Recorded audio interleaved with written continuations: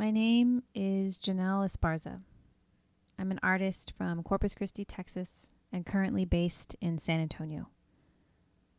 This is my project, Through the Threshold. This project began as a sketch I drew while spending some time with my grandmother at her home in Fremont, Texas. She was amid declining health and dementia, so I would sit with her outside to calm her down. I sketched a small area of her 4 acres while we daydreamed and listened to the birds in her trees. Then later, as the world fell into a global pandemic, I embroidered that sketch onto a piece of cloth and dreamed up this installation.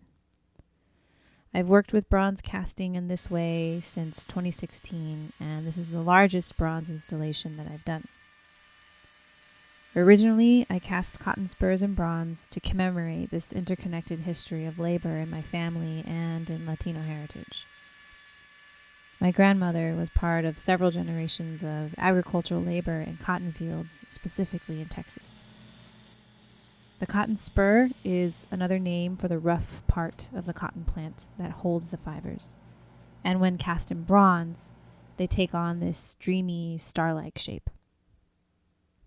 Here they are secured to a midnight blue wall, along with that embroidered drawing, to elevate the plants to the stars with their moon in this night sky. She passed on August 23rd, 2020, at age 89.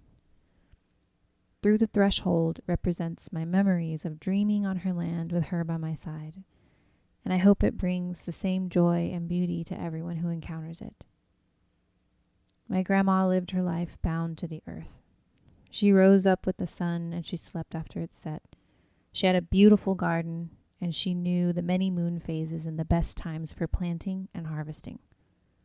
I learned the benefits of owning and nurturing land from watching her and seeing how important that property was to her. My grandma also taught me to dream and to celebrate my imagination.